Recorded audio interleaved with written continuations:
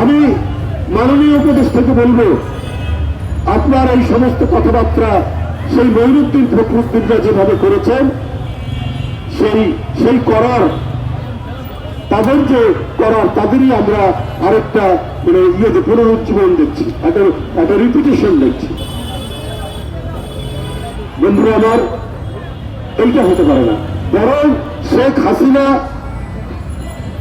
মঈনুদ্দিন ফখরুদ্দিনের সেই তথাকথিত সংস্কারের ফলে শেখ হাসিনার মতো একজন ডিক্টেটর, একজন কর্তৃত্ববাদী, একজন ফ্যাসিস্ট যে গণতন্ত্রের সকল প্রতিষ্ঠানগুলোকে ধ্বংস করে দিয়ে একটা সাম্রাজ্যের শাসন জারি করেছিল, তার বিরুদ্ধে কথা বললেই হয় জেলখানা, না হলে তার লাশ পড়ে থাকতো রাস্তাঘাট, নদী নালা, যে কোনো জায়গায়।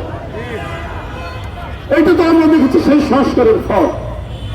তো আপনারা যদি প্রকৃতি সংস্কার করেন, প্রকৃতি সংস্কার করলে তো নির্বাচন এবং গণতন্ত্রের যে অপরাধ উপাদানগুলো, আইনের শাসন ইত্যাদিগুলো তো আপনার বিলম্ব হওয়ার কথা নয় এগুলো প্রতিষ্ঠিত করা।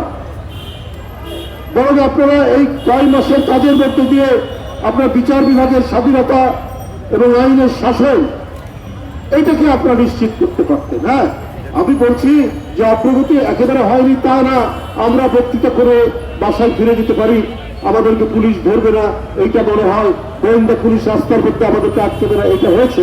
কিন্তু এইটা এই ধরনের কিছু সংস্কারের কথা আপনারা বলে সেটা যারা আসবেন সামনে জনগণের ভোটে যারা ক্ষমতা আসবেন তাদের কাছে সেটা আপনারা দিয়ে যান। এর জন্য যদি আপনারা দীর্ঘদিন দীর্ঘ সময় এবং রাজনীতিবিদরা কিছুই করেনি, 50 বছর কিছুই করতে পারেনি, এই ধরনের অহংবোধের প্রতি যদি আপনারা অভিব্যক্তি ঘটান, তাহলে কিন্তু মানুষ ক্রমান্বয়ে আপনাদের প্রতি এখন যে ভালোবাসা আছে সেই ভালোবাসা হ্রাস করতে থাকবে এবং মনে করবে আপনারা অসৎ উদ্দেশ্য দিয়ে কোনো কাজ করছেন।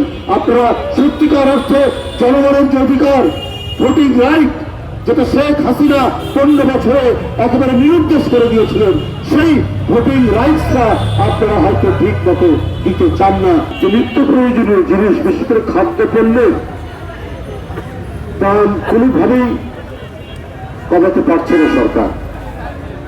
আমরা দলের পক্ষ থেকে বলেছি যে আপনারা মার্কেট ইন্টারভেনশন করুন, সিন্ডিকেট বাসদেরকে ধরুন, যারা আগে থেকে সিন্ডিকেট করে আছে তারা দুষ্ট চক্র বিভিন্ন জায়গায় তাদের সাথে হাত মিলিয়ে এই কাজটি করে, তাদেরকে ব্যাপকভাবে আইনের আওতায় নিয়ে আসে। দেখবেন যে স্বয়ংক্রিয়ভাবে জিনিসপত্রের দাম কমবে। মাঠে উৎপাদিত পণ্য দ্রুত বাজারে নিয়ে আসার জন্য এবং এখানে মধ্যস্বত্ব ভোগীরা যাতে কোনো ধরনের হস্তক্ষেপ করতে না পারে, তাদের কালো হাত যাতে প্রসারিত হতে না পারে, এই কারণে মধ্যস্বত্ব ভোগীদেরকে আপনারা চিহ্নিত করুন, তাদেরকে আপনারা আইনের আওতায় আনুন। রাস্তার মোড়ে মোড়ে চাঁদাবাজদেরকে আপনারা ধরুন।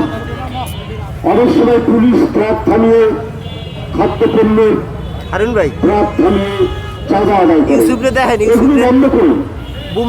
দেখবেন যে জিনিসপত্রের দাম এমনি কমছে। আমরা এটা বলি না যে সরকারের কোনো লোক এগুলোর সাথে জড়িত, তাদের আন্তরিকতা আছে, কিন্তু তাদের উদ্যোগ কম, তাদের উদ্যোগ কম। তাদের শক্ত প্রশাসনিক নির্দেশনা থাকলে তাহলে রাস্তায় রাস্তায় চাঁদাবাজি হতো না। কেন এখন সেটা হবে? এইরকম পরিস্থিতিতে যদি আগের আমল হচ্ছে, এই আমল মানুষ যদি স্বস্তি এবং শান্তিতে না থাকতে পারে তাহলে তো মানুষ হতাশ হবে।